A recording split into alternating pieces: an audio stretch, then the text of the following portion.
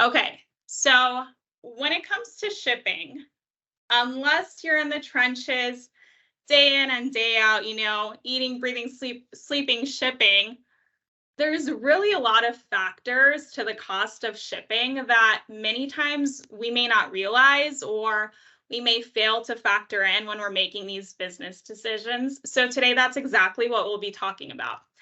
So joining us today, I have a great group of guys here. Devin Johnson, CEO of ShipNetwork. We have Scott Riddle, our Chief Operating Officer. We have Zach Green, our VP of Marketing and Sales, and Scott Hale, our CFO. And thank you guys for all joining me today in this recording. And I really just want to start the conversation off with this, okay? Ready? So as an e-commerce retailer, whether you're shipping out a few dozen orders a day or a few hundred, what is it that you need to understand to make sure you're really getting the full picture when it comes to shipping rates and the cost to ship? And I thought, Zach, maybe we can start with you. You're really on the front lines talking to e-commerce retailers day in and day out. What is it that you're hearing from them? Kind of talk us through that initial conversation that you might have with someone about how are they shipping? What do their shipping rates look like? Yeah. So when we talk to regular e-commerce customers, one of the things that they don't really consider is, what effect does their box size, their branding, how they're packaging their items into a box, what effect does that have on shipping? Are they shipping a lot of air? Do they use too big of a box? Or are they shipping, do they put too much dunnage inside of the box? And it's causing those weights to go, maybe a couple ounces above what they thought it was going to be, or is it going to take it from under a pound to over a pound? So there's things that you can do on a packaging side of when you're working with your manufacturer to package your product. How heavy is the items that you're using to really, what's the presentation to your customer, and does that presentation item, is that really impactful to the presentation piece? Because that's going to add weight, and that's going to take you from under a pound to over a pound, or it could take you from 1 pound to 2 pounds. So you got to be really careful on what you use for packaging, what you use for dunnage, and the box you use or the bag you use. How heavy is that?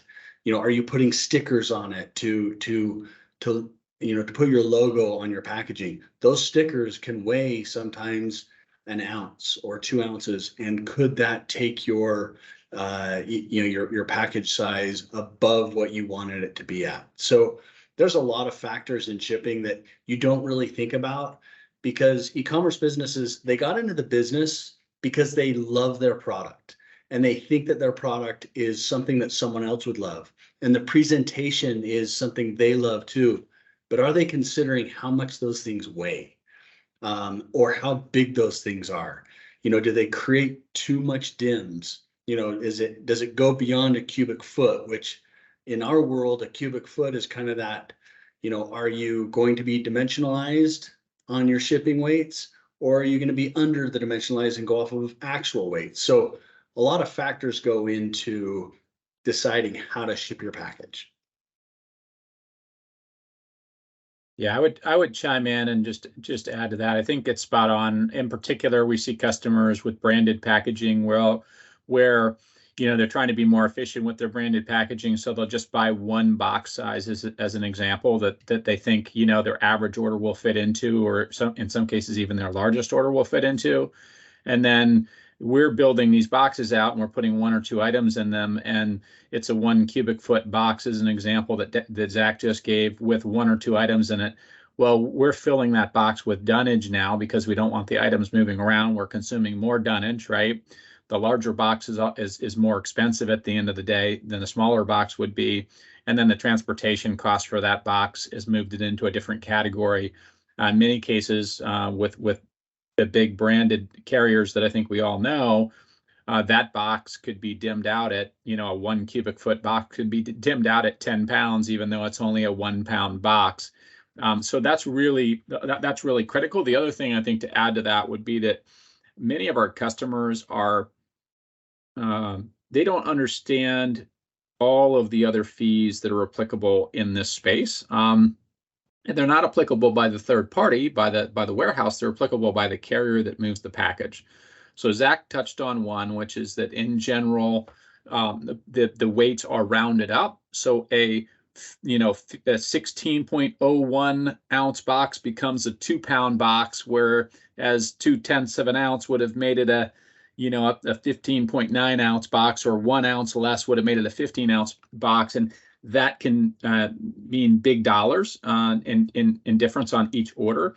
The other piece that I think most customers don't understand is that the base rate that's being offered by most of the carriers is called a base rate for one reason, and it's really simple to think about. The base is where it starts, right? You'll never be charged less than that base rate, but you'll also very rarely ever be charged only that base rate, meaning that the base rate then will have a fuel surcharge applied to it, a dimensional surcharge applied to it, very common accessorials like DAS and EDAS, and residential. Almost all our customers are shipping nearly 100% of their order volume to residences. And so they're often surprised to see residential surcharges applying with some of these carriers, because they just assume, oh, these carriers deliver to the home, therefore that. But Devin, maybe you can fill in the gap there. So yeah, base rates, yeah. I'll let him finish his thought when he comes back on the base rate.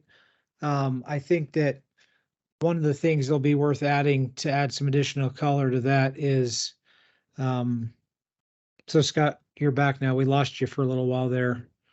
You froze up.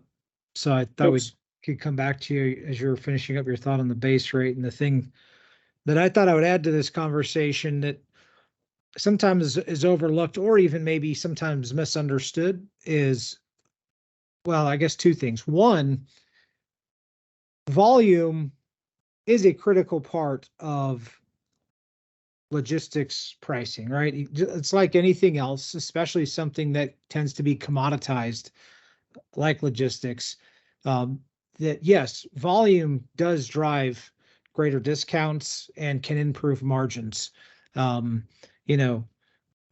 doubt that the pricing for someone shipping 500 orders a month is different than someone shipping 50,000 orders a month. However, that doesn't hold true into perpetuity. And if just because I'm shipping 25,000 orders a month and grow to 100,000 orders a month, that doesn't necessarily mean my shipping costs are going to improve by 300% just because my volume's improved by 300%. And so at some point you do get to a floor or close to a floor where the marginal, the increase based on volume becomes very marginal. Because you get to a floor where that flips from a carrier being able to move your packages and then not. And so when you start pressing up against that wall and you start getting close to that floor, there are still maneuvers to make. You just got to get more creative.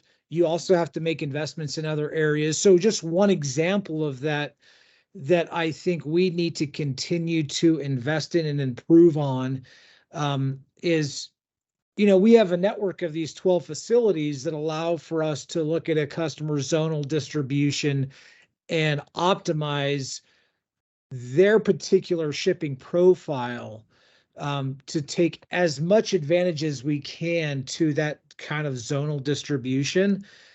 And you find a floor there also. Like you get to a point where, look, there may not be much of a lift going from 4 facilities to 6, or 6 facilities to 8, or 8 facilities to 12. That's all sort of dictated on the density of your particular distribution patterns. It very much could mean that going from 4 facilities to 7 moves the needle an enormous amount, but it also may not. And so understanding that profile, understanding that distribution characteristic, and having the ability to optimize for it is critical, especially if you're getting to that point where, hey, I'm shipping 100,000 orders a month. I'm now at 150,000 orders a month, that's a 50% increase. That's a big deal. That's maybe not going to move the needle a whole lot in terms of, that 14-ounce bottle of vitamins, getting 20 cents better. Like, it's just not going to happen at that level. It's maybe a half a penny or a penny, but at some point the needle stops being able to move based solely on volume. So that next level of evolution is staging inventory in more parts of the country. So you shorten that distance, that delivery distance. And that comes with other costs, right? Now I've got to get inventory into more locations. So in theory, there's going to be a greater cost on the front end of that. And so the whole idea is that balancing act of understanding what's my distribution, how can I get closer to my customers, but also what is the cost to get closer to my customers, and where is that arithmetic black? Is it more black, going to 2 locations and paying a little bit more for shipping, or is it more black getting into more facilities and shortening that distance to my customers? And so I think that's a critical part. Once you get on that other side of like, hey, volume, just shipping a whole bunch doesn't necessarily mean that forever my pricing will always get better as long as I'm shipping more. Right. Right. Yeah, there's one side benefit to add on to what Devin's saying, which is that, for many of our customers getting closer to their end consumer, you get this dynamic duo that Devin was just touching on. We have one of our large clients that is in all our facilities. And even though there's a cost to replicating inventory across all of the facilities, they're finding that they're winning more order volume from their clients because they can deliver next day in almost all of their markets with ground services. So in other words, they're not needing to spend anything more, and they're able to get that next day service. So when their customers are shopping their product and see that, it can be here tomorrow, what they're finding is even with a product that they might be selling for $5 or $10 more than a competitor, because they can deliver it tomorrow, they're winning that order volume. And especially where it doesn't cost them anything more in terms of transportation. And in fact, with what Devin said, their transportation spend is actually less because that distance to their end consumer is that much shorter. They have a lot of zone 1 and 2 distribution. And so they've kind of maxed out on that, but they found that they're winning order volume based on faster delivery. So that's the other piece to think about when looking at multiple centers, I think, is to think, hey, what is my customer experience going to be like? In addition to the savings I'm getting, and then will I win order volume from clients based on my ability with, we'll call it free shipping, right? I'm not needing to upgrade the shipping, but can I get that? Can I win that customer order just based on speed of delivery? I think we've all at home, right, looked at something and looked at 2 similarly priced items. Maybe one's $2 or $3 more, but that $2 or $3 more one can be delivered tomorrow morning to my house versus the $2 or $3 less one that's delivered 3 days from now. And you go, hey, for $2, I'll go ahead and get the one that's going to get here tomorrow. And so that's just one other thing to think about. And I can certainly finish up my thought on accessorials and base rates, or we can come back to that another time. What would you like to do there? Yeah, no, I think it would be great, because talking about how, if retailers are trying to build in a free shipping strategy, they need to know what their total cost of shipping really is, right? So if you can continue your thoughts on that. Yeah, so just to finish up the thought, right, the most common accessorial that is going to apply in transportation on almost all orders is going to be a fuel surcharge. There are some exceptions to that. The post office, first class, and priority mail don't charge that, but virtually every other mode of transit is going to have a fuel surcharge. And then there are going to be other accessorials. Dimensional charges apply with virtually every carrier in the country, including the post office. And so you have to being aware of what those dimensional charges are and if they'll impact you is, I think, really critically important. And then residential delivery charges often apply. Again, for our customers, the vast majority of the orders are going to residences. And then these delivery area surcharges are the next most common. There's 2 surcharges there. There's the delivery area surcharge, or DAS, and then there's the EDAS, or extended delivery area surcharge. And those are applying in major metro areas and then rural areas, which is really funny. So you think about what product do you move that's not going to a metro area or a rural area in America, right? You got to find that sweet spot. And so what we find, and by the way, the carriers broaden those categories every year. More zip codes are included in DAS and EDAS every year. And so what we found, and we've looked at literally thousands, God, I don't know, probably tens of thousands, but I think it's safe to say thousands of data sets from customers over many, many years now. And what we've seen over and over and over again when we look at accessorials is that fully 30% of the average customer invoice is accessorial charges. So I think it's just safe for a customer if all they have is a base rate sheet. It's very safe for them to say, hey, I'm paying this base rate plus, a ballpark of 30% to understand the rates. And then the other piece is each carrier is different. Some carriers are giving you something more like an all-inclusive price, while there are many others that give you what's a really attractive base rate. And we find that customers often, for lack of a better term, fall for that really attractive low base rate. And then because the invoicing is so confusing, they don't often really understand the impact that all those accessorials are having. Now, we had one example, a very large customer of ours that came to us now about a year ago and wanted us to dive into the accessorial spend. And we found exactly what I'm talking about here. About 30% of their spend was accessorials. And when we looked at the growth of accessorial surcharges from 2021 to 2022, we saw that that was the fastest growing part of their spend. In other words, the carriers were raising accessorial charges much faster than they were raising the base rates. And this individual customer, we did a case study on this, went from spending an average of $13 an order all in transportation to spending an average of closer to $20.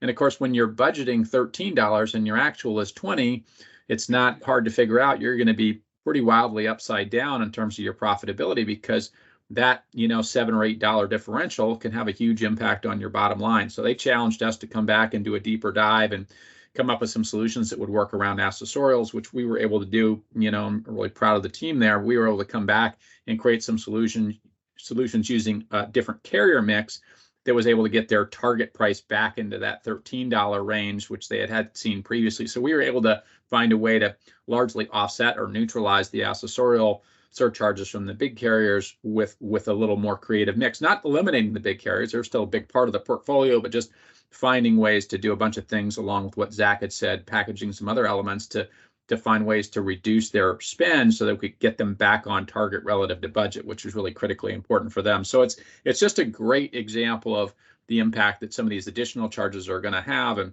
I can't tell you how many customers have told me, we don't spend anything on accessorials. We get them all waived. And then I say, okay, well, let's just look at your invoicing. Let's look at your weekly invoice, pull me, 30, 60, 90 days of invoice. We'll go through that for you. And what do we find over and over and over again is that they're spending huge amounts on accessorials that they just don't have visibility to because they just haven't connected the dots. And so that's kind of where the opportunity often is and looking at this, but it's really, really critically important for folks in this space to understand the impact that those charges will have minimally to start to budget for them. And then if you're going to find some way to pass those charges on to the consignee your customer is ordering, well, if you don't know what all the full impact of those will be, it's very, very difficult to recover them. And if I could just add one more thing, in speaking with the customer, one additional item, once you kind of understand what some of your accessorials are and what your base rate is and kind of what your all-in price is, the e-commerce business has a little bit of control on the front end at the point of checkout to set a proper expectation. So, if they are in one facility or multiple facilities and they know the average transit time based on the transit method or the cost coming out of that location. So if they're in 4 locations and they can go ground and get, a 3 to 5 day delivery from every location, but by using ground, then they have the opportunity to offer multiple ship methods at the point of checkout and set an expectation for the consignee. The consignee is the one that's buying the product. The e-commerce business can set an expectation at the point of checkout by listing different ship methods for the consignee to choose from. And the faster the ship method, there might be an extra fee. And that extra fee, they could add a little bit to that if they know their costs are all in costs.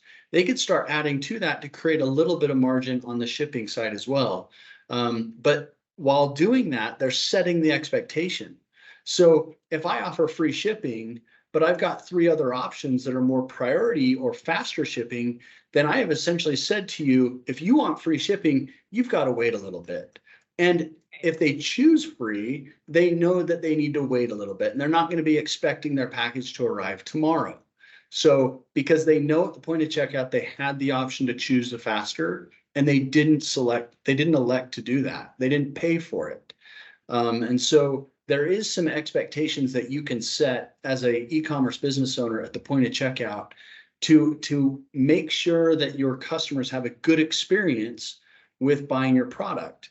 And it's not just, where's my product located and what fulfillment centers and what locations. It's also at the point of checkout, giving customers options gives them the ability to set their own expectations of when to receive their package. Yeah, that's a great point. And if I can add just one additional piece as well, when you look at the spend profile of a typical e-commerce business, about 70% of the spend is on the shipping side. So when you're talking to your typical 3PL provider, a lot of times the focus is on the kind of pick and pack fees, the fulfillment fees, kind of the concept that they'll ship same day, low air rates. But those concepts are important. Some are, better than others on those concepts. But as far as the cost and the customer experience, the shipping aspect, how well that 3PL is able to manage all of these concepts that have been discussed, help provide consulting in the packaging size, be able to navigate all the accessorial fees, have at their fingertips a whole bunch of different carrier networks and technology to optimize volume through those networks.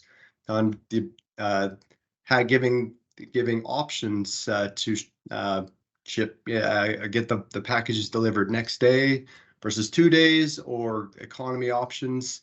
Having all of those options available, that's where you're going to have the biggest bang for your buck in saving in cost. If your 3PL is good at that portion of their business and managing your volume, but that's also going to have the biggest impact on your customer, right? As far as kind of the shipping experience, the tracking, kind of all of that. So that's one of the reasons that this conversation has really been focused on that portion of the spend. Yeah, right. And just to build on that, I mean, there's two critical elements, right? One is the ability to ship the items the same day they come in, and what percentage of orders go out same day. I think it's really critical because, a consumer places an order, and to see that item is shipped confirmed that day. And then, of course, that transportation experience. And fully 75% of the average customer's expense in this business is going to be transportation related. Only 25 is going to be on the inside the four walls. And so, to Scott's point, spending huge amounts of time, energy, and effort haggling over, 1 penny on a picking fee that might impact your annual spend by the tune of $2,000 or something, where you're not paying attention to a transportation cost item that might end up costing you, $20 or $30 or $40,000. And so it doesn't mean you shouldn't look at the 2 cents over here. It just is, hey, make sure this piece on shipping is really dialed in, and make sure you have what you need there first, because those pieces are going to be able to move the needle in a much bigger way relative to your total spend than the 1 cent or 2 cent on the pick fee or the put away fee or whatever it might be. Yeah, that's a really great point that you brought up, Scott Hale, about customer experience and the service performance. And that's something that we briefly touched on a few weeks back as well. That is often one of those questions that isn't really thought about too much by our retailers, by our clients, is posing that question of, how is your carrier performing? How do you make sure that you have this great shipping strategy in place, but how do you make sure that it's actually delivering on your customers' expectations? And how do you kind of protect those transit times to make sure they're getting the shipping experience you intend for them? Any thoughts there? Well, I'll jump in on that one. I think the first piece that's really critically important, and this is a missed opportunity for most of our customers.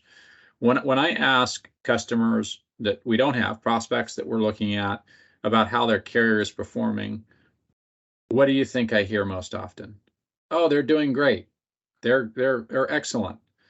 And what does that really mean? What is the on-time service percentage? Even when we're looking at, a product in our portfolio, call it first class or priority mail, which are the most often consumed, kind of carrier ship methods. And we ask customers how they're performing. They say they're great. And we look at the data, what we find is that, first class, as an example, is usually performing around, let's just call it 92 or 93% on time. Priority mail, maybe 94, 95% on time. And so I think if we start with what are we trying to accomplish and what does success look like, right? For example, if my target was 90% on time and I'm 92% on time, I would say, hey, that's a success. But if I started without understanding what success looked like and I told you I'm 92% on time, you might think, well, that's a failure because you're supposed to be 100% on time and you're 8% short, when in fact our target was 90% and we're 92%. So we're exceeding expectations. So I think understanding what we're trying to accomplish from a client experience relative to transit performance is really critically important. And then how do we build a solution that will meet or exceed that transit performance expectation is obviously the next step. And then the follow on to that is reporting analytics on an ongoing and regular basis to be able to say, hey, are we meeting that standard or not? And if we are, great. If we're not, what changes need to be made in order to be able to meet that service level expectation? But if you don't have a reasonable or realistic target out of the gate, then it's very difficult to know if you're succeeding. Great. Before I move on to the next question, anything else that Devin, Zach, Scott Hale, you want to add to that? No. Okay, so let's say that we do have, a retailer that we're talking to. Maybe historically they've only ever worked with one carrier, and that's who they ship with. Don't have any great issues with them. However, they are looking to expand their portfolio.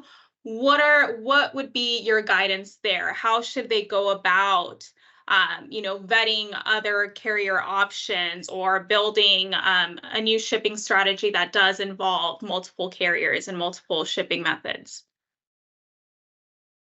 I would say, we run into this a lot, when talking to customers, where they've tried to add multiple carriers, and a lot of times when you add multiple carriers to the mix, you're adding multiple problems to the mix, right? Not every carrier has the same invoice format. So are you an expert in the format that they provide? Not every carrier has the same claims process or the claims qualifications. Not every carrier charges the exact same accessorials like talked about earlier. They don't charge it the same way. So if you've designed your box and you've designed, your automation rules and your WMS to route around some DAS and EDAS and all these accessorials, and you add another carrier to it, you've got to go back and look at every piece to make sure that automation rule fits within now these 2 carriers or 3 carriers. The other thing that you don't realize that, hey, when I want you to come and pick up my packages at 2, 3, 4 in the afternoon, I want one pickup, or I want it all to be at the same time. And do I have multiple docks, or do I have one dock space? And if one driver shows up late, I had one driver show up at 2:30 and the next driver scheduled to show up at 3 and the next driver scheduled to show up at 3:30. Well, the 2:30 guy showed up at 2:55. And so the 3 o'clock guy is now waiting in my parking lot for that dock space to open. And some of the other carriers are going to wait maybe 10 minutes, maybe 15 minutes, but they have another pickup to get to. Can my team go fast enough to load that trailer or to load that truck to get that truck off the dock space so that other carrier can come in so I can fill that truck? And then have I separated it out? Do I have enough room on my dock space to separate out the multiple carriers? I've got one carrier here, one carrier here, one carrier here. Do I have enough room on my outbound space to actually prep it for product leaving? So timing, space, is my team good at separating packages? Or is there a possibility that I might send a carrier A shipment with carrier B? And how do I go and track that down? Do I have a team ready to go track that down? So there's, when I add multiple carriers, I add a complexity of, of problems that I need to be prepared to deal with. And if I'm not prepared to deal with it, maybe I'm not ready for that multiple carrier setup. And so, so we've really found a way to consolidate all of that into one, and find a way to eliminate some of those multi-carrier complexities by having only one pickup or one invoice or one's claims, and just making multi-carrier shipping easier, and not complicated. That's a great point, especially like operationally, how do you manage that? What about Scott Hale? Maybe you can chime in here, your thoughts on how are you going to manage this, when you're doing an audit to figure out service performance with one carrier versus the other, and comparing that against the cost with one carrier versus the other. What would you advise there? Yeah, I mean, as you're listening to a lot of that discussion, there's a lot of complexity being discussed in all of this. And that's one reason that your typical e-commerce business is looking to outsource that complexity, because without years and years of experience in that industry, just trying to go at it alone, Zach had just outlined a lot of, there's just a handful of the challenges that you looked at. This whole discussion is kind of focused on all the various things you need to be aware of to try to optimize your spend, the transit speeds. So really the finding a partner that has really deep expertise in not just kind of not just in pieces of all of this, but that has the full picture, that understands all aspects of the transportation and can kind of take that complexity off your plates, where you can trust, that all of those things are being managed. I think is one of the true keys here. As far as the multi-carrier concept, this has all been alluded to. Devin spoke to it really well. That when you have all your volume with one carrier, that's the simplest solution, but that by definition is going to be sub-optimized, because that one carrier is going to, maybe they're going to be better or more cost effective for your heavier packages, but quite likely they're going to be more expensive for your lighter packages, or they may be better for one carrier may avoid or not have really egregious dimension fees or oversized fees. There's just all of these various kind of pieces where each carrier is going to be better than another carrier. But because of all that complexity, it really is fine. When you're going out to market, it's asking these questions, just kind of understanding enough of this to be able to ask, hey, I'm looking for a partner that understands, these various concepts we've been talking about. It can help me navigate them, can help me optimize my volume through multiple networks, can simplify the invoicing. One area that we haven't hit on is there's commonly errors that come through in the invoicing. That's actually very common. And so what we've found in years of kind of auditing all the various carrier invoices, it's not specific to any given carrier, but just in the industry, you see plenty of lots of overbilling on the accessorial fees, in lots of different areas on invoices, being billed shipments that don't belong to you, being billed duplicate shipments. There's just a lot of that. So also, making sure that the partner you're selecting is going to be helping you navigate that. That's going to be helping audit all of that data, and it's going to provide a high level of confidence to you that the invoice coming through has been looked at, is clean, is audited, that there's not overbilling that invoice. Would be kind of just another line of questioning in making sure you're selecting or finding a provider that can help you navigate that complexity. Yeah, and I would just say if you've ever looked at an invoice from one of the big carriers, you'll start to understand that. It's very difficult to reconcile carrier invoices. And then to the degree that you have multiple carrier invoices, that complexity, as Zach touched on and Hale alluded to as well, gets that much more difficult. And one of the opportunities in this space that we see routinely is that 3PLs often don't do or are not very robust around the carrier invoice reconciliation process that Scott is talking about. So this saying, hey, what did we call for versus what did we get? Do they match up? Does the carrier rate match up? Does the accessorial match up? Do the dimensional charges match up with the actual dimensions of the package? Do we have the data set on the weight and volume of the package going out? Does that match with what the carrier is billing us, etc.? We find that that's a weak spot just in general in the 3PL space.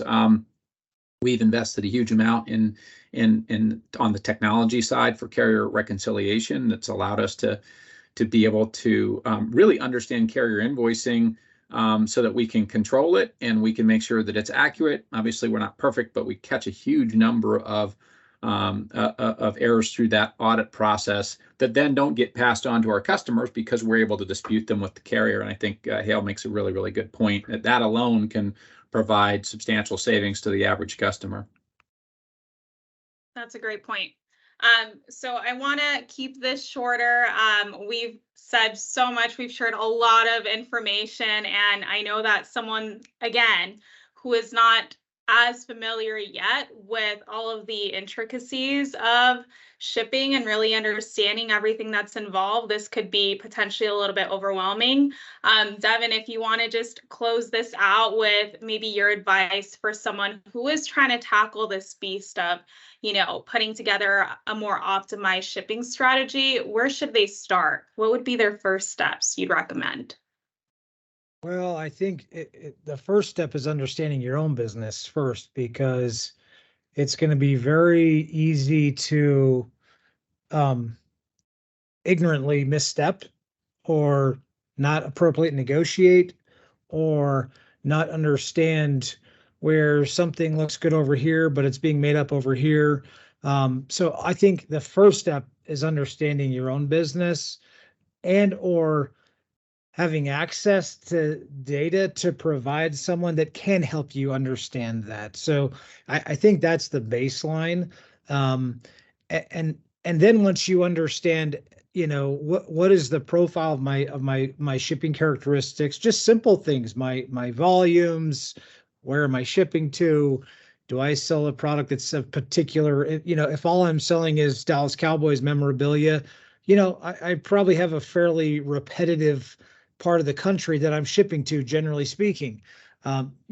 Most businesses aren't like that, but all of them have some sort of pattern. So understanding that, I think, is the baseline, right? And then you step into, most companies, they play this game of like, okay, I use FedEx for a while, and then I fill in the gaps with USPS, and the next year I'll go and try to get UPS to give me better rates. And if they do, I switch to UPS. And then after a couple of years, if I can save a few pennies, I switch back to FedEx. It's just this like kind of constant thing. But I think those days are going away. I think the carriers don't like playing those games, but I do also think that they also recognize like they're not the best at everything yet. And so there is a balance of, maintaining spend leverage and just because I'm shipping 1,000 a day and want to optimize, if I optimize across 10 carriers with 1,000 packages a day, now I'm shipping 100 a day with 10 of them, like I'm probably not going to get a real awesome look from them either, right? And so there is a balance, and there's more work into doing that distribution. And so I think stepping into that carefully, first understanding what is my business look like, what are the expectations of my clients, who are the providers that can hit those expectations, now what are the best economics to obtain and hit and meet those expectations? And now how do I step into automating that and doing it in a way where I'm not having to manage spreadsheets and manually do stuff and spend 4 days a week, you know, Monday through Thursday, just reconciling shipping stuff and getting customers billed? Like, that's not going to be effective either. And so understanding your business, understanding the expectations of my clients, understanding how to, what are my options to hit those expectations? What are the 20 options I have? And then starting going down to understand, okay, this is how I can automate that. This is how I can set that up without creating so much more work for myself that I'm, you know, I'm stepping over a dime to go pick up a nickel. And so, you know, that's kind of the process. But I think the very first thing is understanding your own business so that you then know what you're starting with and what you have to deal with to begin with. All right. That's great. Before we close out, any closing thoughts? Scott Riddle, Scott Hale, Zach? I would just say that in the shipping world, you know, a lot of times you get what you pay for. You know, if you're willing to pay a lot, you can ship it next day. And if you can afford to pay, you know, for next day, it's expensive, but it'll get there fast. And then the less you pay, you know, the slower it gets. So I would just say that, you know, shipping is, when it's free, it's not necessarily, or close to free, it's not super fast. But when it's really expensive, it's faster. So, you know, so just remember that when you go to set the expectations on your website, that shipping is not necessarily a free item, but you can get as close to free as you can stomach, but it might take a little bit longer to get there. So you just got to set the right expectations. Yeah, right. I would just say, you know, be willing to remember it's iterative, right? You're nothing is perfect, and transportation is about as far from perfect as you're going to get in this space. There's just all sorts of things that can happen, you know, from A to Z in transportation. Once that order leaves the warehouse, we're just getting through the winter season now, right? Winter weather and other factors, I think, you know, but start with a realistic expectation and then get the data to understand how well you're meeting those targets. And then you continue to refine that dial until you're getting into that comfort zone, and recognize that even something that's performing in an outstanding rate, say 95% on time, well, 95% on time with 1,000 shipments, you're going to have 50 late shipments. That's a lot of potentially upset customers, even though you've got something that's performing at about as high a level as what you're going to see in the transportation space. And so that's the other important element to understand, is that even with something that performs at a high level, you're still going to have, you know, a reasonable number, not percentage, but number of customers on an average week or month that may be getting an order slightly, you know, delayed or late, or they're missing a scan event or whatever else it may be. That's just the nature of this business. So I think understanding that and having realistic expectations is also really critically important.